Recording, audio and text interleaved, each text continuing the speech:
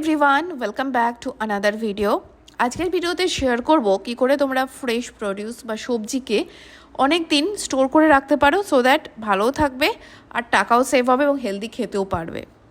Generally আমি try করি small কোয়ান্টিটিতে জিনিস কেনার, কিন্তু আমাদের বিজি স্কেডিউলের জন্য রেগুলার বাজার করা পসিবল হয় না। এই উইকে যা যা ভেজিটেবল কিনেছি সেগুলো কীভাবে স্টোর করব সেটা শেয়ার করব আজকের ভিডিওতে। আমার মনে হয় সবজি বাজার থেকে এনে অ্যাজ ইট ইজ যদি আমরা ফ্রিজে রেখে দিই তাহলে সেটা বেশি দিন ফ্রেশও থাকে না আর অনেকটা জায়গাও নেয়।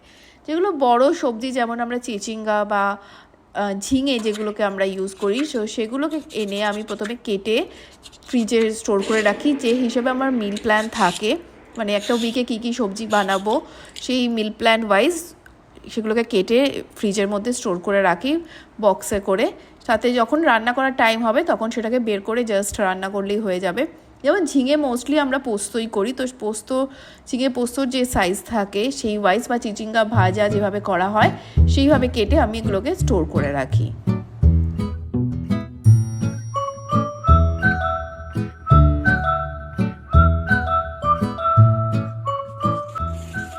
নেক্সট হচ্ছে গ্রিন চিলি মানে লঙ্কা। তো লঙ্কা বেশি দিন যদি স্টোর করে রাখতে হয় তার জন্য আমি ইউজ করি হচ্ছে কাচের যে কোনো কন্টেইনার, কাচের হলে সেটার মধ্যে ফ্রেশ থাকে এবং তার মধ্যে আমি নিচে একটা টিস্যু পেপার দিয়ে দিই যাতে কোনো যদি জল থাকে সেগুলো সোক করে নেয়। আর লঙ্কাগুলো এরপরে উপরে যে স্টিকটা থাকে সেটাকে সরিয়ে দিয়ে মানে সেটাকে খুলে দিই, দিয়ে তারপরে সেগুলোকে ফ্রিজের মধ্যে স্টোর করি। এতে অনেক দিন 15 দিন মতন তো লঙ্কাগুলো ভালোই থাকে এবং চলেও সেইভাবেই ফ্রেশলি থাকে। নেক্সট আমি তোমাদের সাথে শেয়ার করব কি করে আমি বিভিন্ন ধরনের লিফি ভেজিটেবল স্টোর করি ফ্রিজের মধ্যে। তো যে কোনো ধরনের শাক সবজি হোক বা আমরা যে স্যালাড বানাই তার জন্য যে সমস্ত শাকগুলো সেগুলো আমরা কিনি লিফি ভেজিটেবলস যেমন ধরনের হয়, সেগুলোকে স্টোর করার জন্য ফার্স্টে সেগুলোকে ক্লিন করে নিয়ে তারপরে একটা বক্সের মধ্যে টিস্যু পেপার দিয়ে নিচে তার উপরে আমি রাখি সেগুলোকে। লেটুস হোক বা রেগুলারে যে সমস্ত আমরা শাক ইউজ করি, লাল শাক বা নোটে শাক অন্যান্য যেগুলো হয়, সেমভাবেই ক্লিন করে তারপরে আমি একটা বক্সের মধ্যেই রাখি নিচে টিস্যু পেপার দিয়ে এবং ওপরে তারপরে টিস্যু পেপার দিয়ে রাখি। এতে কী হয়, কোনো জল থাকলে সব শাকগুলো পচে যেতে পারে, পচে যায় না এবং অনেকদিন কিন্তু ফ্রেশ থাকে, কারণ জলটা টিস্যু পেপারটা সোক করে নেয়।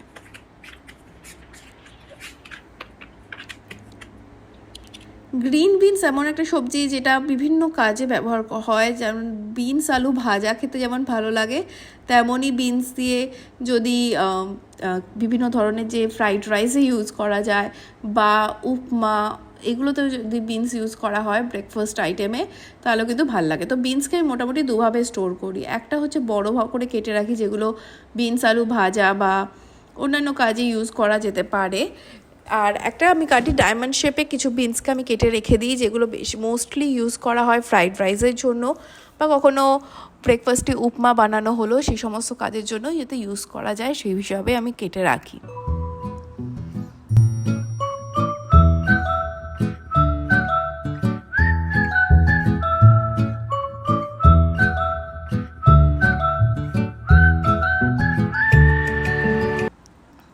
লেবু অনেক দিন ধরে যদি ভালো রাখতে হয় ফ্রিজের মধ্যে তাহলে একটা কাচের গ্লাস জার ইউজ করবে, তার মধ্যে লেবুগুলো রেখে তাহলে রাখলে কিন্তু অনেক দিন ভালো থাকে। And the best part is এর মধ্যে যদি কাটা লেবু আমরা অনেক সময় হাফ লেবু ইউজ করলাম, হাফ লেবু কেটে রাখলাম, এইভাবে যদি রেখে দিই এর মধ্যে তাহলে কিন্তু ভালো থাকে, শুকিয়ে যায় না।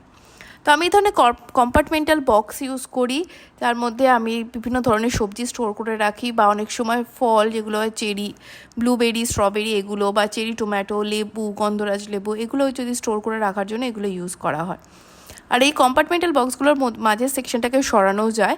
তো যখন কোনো অ্যাজ এ হোল কোনো একটা ফল স্টোর করতে চাও, যেমন আমি এখানে আঙুর স্টোর করেছি, মাঝের সেকশনটা সরিয়ে দিলে এই পুরো জায়গাটায় একটা কোনো পার্টিকুলার কোনো একটা ভেজিটেবল বা ফ্রুট রাখার জন্য ইউজ করা যেতে পারে। এগুলো ডিফারেন্ট সাইজের আসে এই বক্সগুলো, তো কিছু আসে বড় বক্স সাইজের হয়, সেগুলোর মধ্যে আমি শসা, পটল এই ধরনের সবজি যেগুলো হয়, কোনো ক্যাপসিকাম এগুলো রাখি স্টোর করে। আর যেহেতু নিচে একটা সেকশন রয়েছে দেখছি ঝুড়ির মতন, তো কোনো যদি জল থাকে জলটা নিচে পড়ে যাবে, সবজিগুলোর গায়ে লেগে থাকবে না আর সবজিটা কিন্তু অনেকদিন ফ্রেশ থাকবে।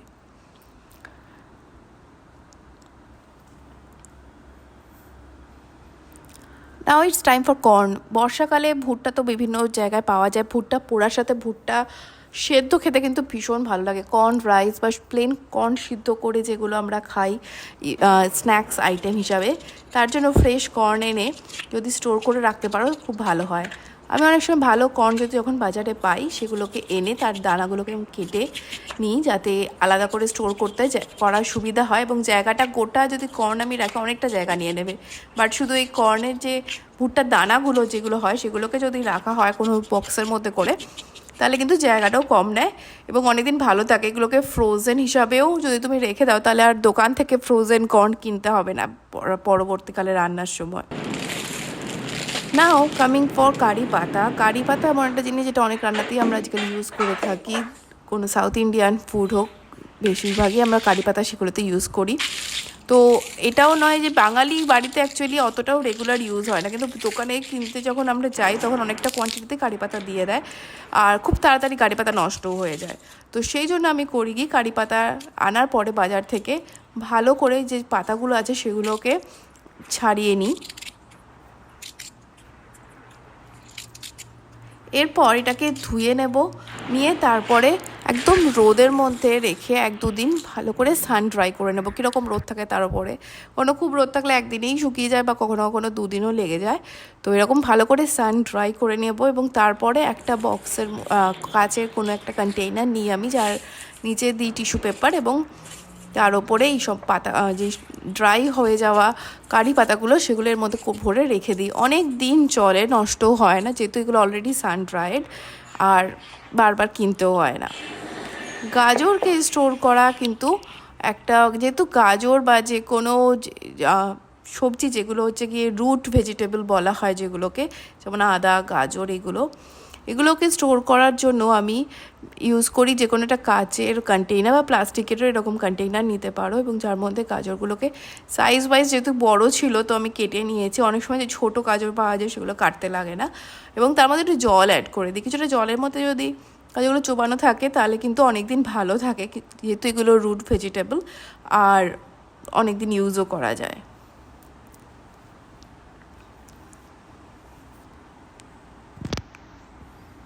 ফুলকপি বা ব্রোকলি অনেকদিন কীভাবে ফ্রেশলি স্টোর করে রাখা যায় তোমার সাথে সেটা শেয়ার করব। আমি দেখেছি ব্রোকলি সব থেকে তাড়াতাড়ি কিন্তু নষ্ট হয়ে যায়, মানে এই যে ফ্রেশনেসটা খুব তাড়াতাড়ি চলে যায়। তো এই জন্য আমি কি করি কি, যখনই কোনো ফুলকপি বা ব্রোকলি বাজার থেকে আনি, যে ফ্লোরেটসগুলো আছে সেগুলোকে আলাদা করে নিই। এক তো এতে জায়গাও কম লাগে আর অনেক দিন ভালোভাবে স্টোরও করা যায়। আর সবার প্রথম আমি ইউজ করি এই ধরনের সিলিকনের ব্যাগ। এই ব্যাগগুলো কিন্তু পারফেক্ট, কারণ এক তো এই যে সিলিকন, এই জায়গার কম নেয় কারণ এগুলো সিলিকনের তৈরি। আর সেকেন্ডলি এটা কিন্তু শুধু সবজি নয়, ইভেন চিকেন মাটনও ম্যারিনেট করে যদি তুমি ফ্রিজারে রাখতে চাও এই ব্যাগগুলো ইউজ করতে পারো, because they are freezer safe also. So এইভাবে আমি ব্রোকলি বা কলিফ্লাওয়ার যখন আনি সেগুলোকে এইভাবে স্টোর করে রাখি। নেক্সট মুভিং অন, আমাদের সবার পছন্দের হচ্ছে ধনেপাতা। ধনেপাতা বর্ষাকালে বেসিক্যালি আরও আমি দেখি যে ধনেপাতা যখন বাজার থেকে, এক তো বর্ষাকালে বেশি পাওয়া যায় না তো দামটাও অনেক বেড়ে যায় ধনেপাতার, আর জলও থাকে অনেক সময়। তো এই জন্য আমি ধনেপাতাকে কখনোই রান্না করার আগে ধুই না, রান্না করার টাইমে ধুয়েই ইউজ করি। জাস্ট বাজার থেকে আনার পরে কোনো বক্সের মধ্যে টিস্যু পেপার দিয়ে তারপরে ধনেপাতার নিচে যে রুট সেকশনটা থাকে সেটাকে আমি কেটে দিই, কারণ ওখানে মাটি বা নোংরা থাকে অনেক সময়। তো ওটাকে কেটে বাকি অংশটাকেই আমি বক্সের মধ্যে স্টোর করে রাখি। আর এর ওপরে আমি আর একটা টিস্যু পেপারও দিয়ে দিই, যাতে ওপর নিচ দুদিক দিয়ে কোনো যদি জল থাকে সেই জলটা একদম স্টোর করে নেয়। এতে 15 দিন অবধি কিন্তু এইভাবে রেখে ধনেপাতা ইউজ করা যায় এবং ভালোও থাকে। So that is it for today's video. আশা করবো তোমাদের আজকে ভিডিওটা ভালো লেগেছে। So in my next video, until then take care and by.